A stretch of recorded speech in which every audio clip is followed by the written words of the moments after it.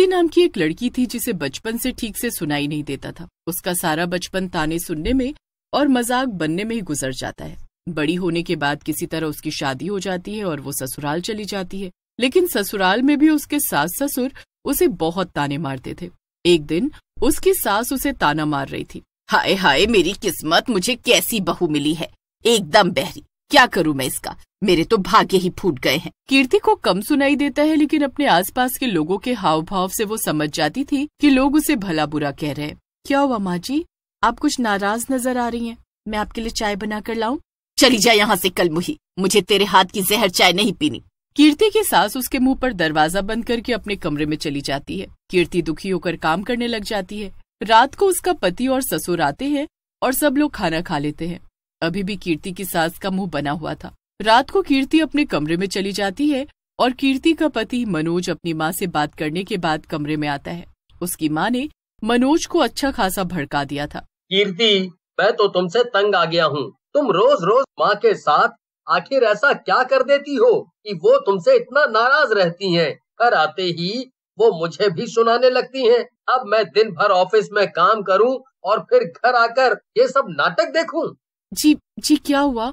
आप इतने नाराज क्यों नजर आ रहे हैं?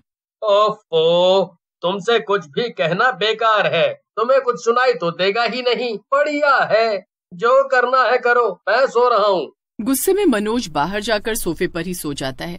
ऐसे वक्त गुजर जाता है और कीर्ति प्रेग्नेंट हो जाती है। वो एक लड़की को जन्म देती है। कीर्ति उसका नाम मेघा रखती है और कीर्ति उससे बहुत प्यार करती थी। इतने लंबे वक्त के बाद कीर्ति के जीवन में थोड़ी सी खुशियां आई थी, लेकिन वो भी ज्यादा दिन नहीं चली। कीर्ति और उसके घर वालों को पता चलता है कि मेघा भी बहरी थी और वो भी जन्म से। लो, इसी की तो कमी थी ना। अभी तक एक बहरी बहू को संभाल रहे थे और अब बहरी पोती भी आ गई। अब तो सारा मोहल्ला जी भर कर हमारे ऊपर हंसेगा।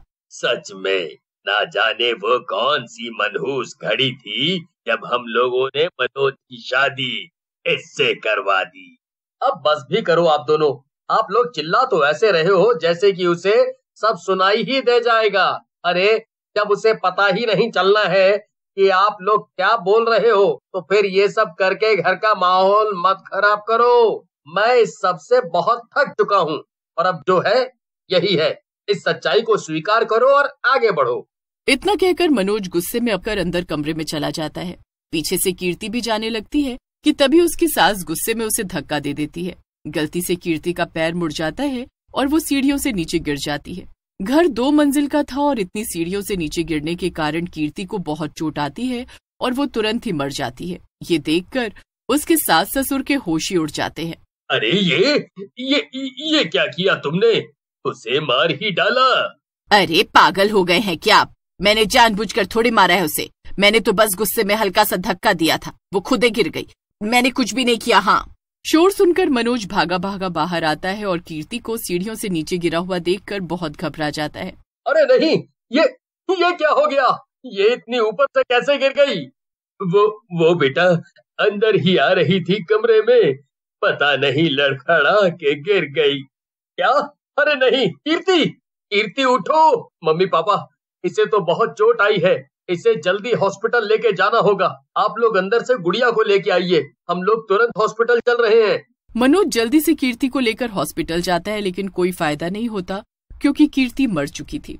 माफ कीजिएगा, हम आपकी वाइफ को नहीं बचा पाए। ये सब क्या हो गया? बस 1 मिनट के लिए ही तो मैं अंदर गया था। ऐसे कैसे सब कुछ इतना जल्दी हो गया? अब क्या होगा? गुड़िया का क्या होगा? अरे बेटा, तू ये सब क्यों सोच रहा है? हम इस बहरी लड़की को किसी अच्छे से अनाथालय में छोड़ आएंगे। वैसे भी तेरी अभी उम्र ही क्या है, तू तो अपनी नई जिंदगी शुरू कर। अपनी माँ की बात सुनकर मनोज को बहुत गुस्सा आता है। मनोज अपने माँ बाप को वहाँ से भगा देता है।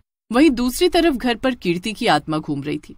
वो एक डरावनी चुड़ैल बन चुकी थी और बहुत गुस्से में थी, लेकिन चुड़ैल बनने के बाद उसे सब कुछ अच्छे से सुनाई दे रहा था। मुझे मार दिया, मुझे धक्का देकर मार दिया उस बुढ़िया ने। मैं उसे जान से मार दूंगी। मुझे मेरी छोटी सी बच्ची से अलग कर दिया उसने। एक बार मेरे सामने तो आए उसकी खैर। चुड़ैल पूरे घर में गुस्से में अपने सास और ससुर को ढूंढ रही थी, लेकिन उसे घर में कोई भी नजर नहीं आया। कहाँ चले गए सब लोग? मेरी बेटी कहाँ है? अगर मेरी बेटी को कुछ भी हुआ तो मैं एक एक को मार डालूंगी। चुड़ैल बहुत गुस्से में थी।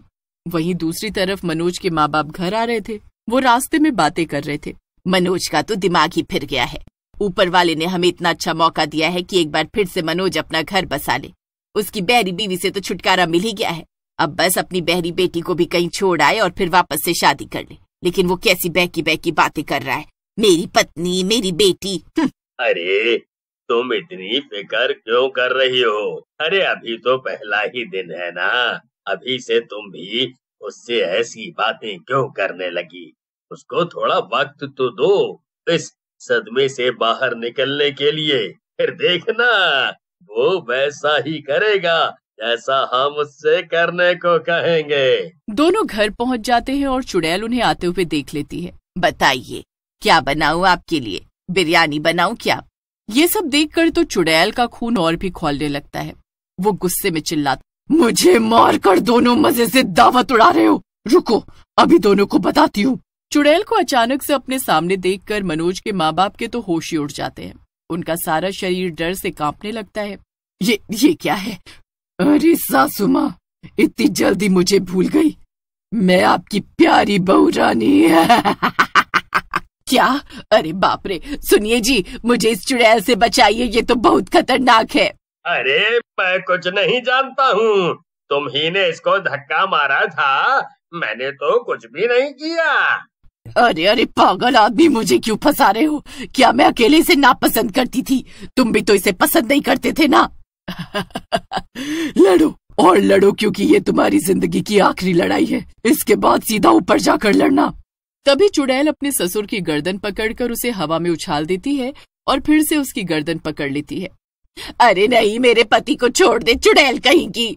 तुम लोगों ने मुझे बहुत सताया, बहुत परेशान किया, लेकिन अब मैं किसी को भी नहीं छोड़ने वाली हूँ। मैं बहरी थी, इसमें भला मेरी क्या गलती थी? मुझे किस बात की सजा दी तुम सब ने? मैंने तो तुम लोगों को हमेशा प्यार और सम्मान ही दिया, लेकिन तुम लोगों को उसकी कोई कदर नहीं थी। तो अब भुगतो अपनी करनी की सजा। तभी कीर्ति की सास के मन में एक विचार आता है। रुक जा चुड़ैल, वरना अच्छा नहीं होगा। तू भूल गई है क्या? तेरी बहरी बेटी अभी भी हमारे कब्जे में है। उसे जिंदा देखना चाहती है या नहीं? ये सुनकर चुड़ैल ने अपने ससुर की गर्दन छोड़ दी। क्या? कहाँ है मेरी बेटी? अगर उसे कुछ भी हुआ ना तो तुम लोगों की खैर नहीं। अरे अगर तूने हमें हाथ भी लगाए ना तो ये समझ ले कि उसकी खैर नहीं। ये सुनकर चुड़ैल को गुस्सा तो बहुत आता है, मगर अपनी बेटी की खातिर वो चुप हो जाती है। नहीं, मैं तुम लोगों को हाथ भी नहीं लगाऊंगी, बस मुझे मेरी बेटी से मिलवा दो। नहीं, तू यहाँ से चुपचाप चली जा। समझ लेना कि तेरी बेटी सलामत है। तू हमसे दूर रहेगी तो तेरी बेटी ठीक रहेगी। नहीं, मैं नहीं जाऊंगी, मैं अपनी बेटी को लेकर ही जाऊंगी। अरे वाह, ये तो बहुत अच्छी बात है। हाँ ठीक है, तुम उसे ले जाओ। वैसे भी हमें उसे अपने साथ नहीं रखना है। एक ही दिन में दोनों बहरी माँ बेटी से छुटकारा मिल जाएगा। तो ठीक है, मेरी बेटी को मेरे पास बुला दो, मैं उसे ले जाऊंगी। फिर वो मनोज को फोन करके सब कुछ बता देती है। इसके बाद चुड़ैल और उसके सास ससुर मनोज के आने का इंतजार करने लगते हैं। मुझे तो बड़ा डर लग रहा है, ये चुड़ैल यहाँ से चली तो जाएगी ना। तभी वहाँ पर मनोज आ जाता है और उसकी गोद में उसकी बेटी भी थी।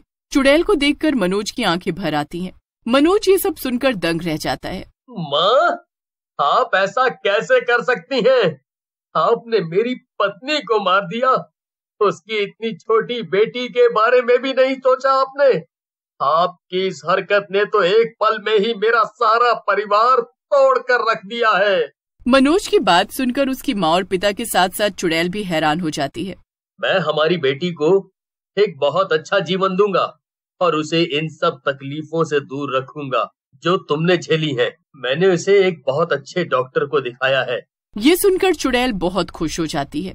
इससे अच्छा और क्या हो सकता है भला? मेरी बेटी को वो सारे कष्ट नहीं सहने पड़ेंगे जो मैंने सहे। आप बस इसका ख्याल रखना। इतना कहकर चुड़ैल वहाँ से गायब हो जाती है और मनोज अपनी बेटी को लेकर वहाँ से चला जाता है। मनोज के माँ बाप को अपने किए पर बहुत पछतावा होता है, लेकिन अब उन्हें अकेले ही रहना पड़ता है।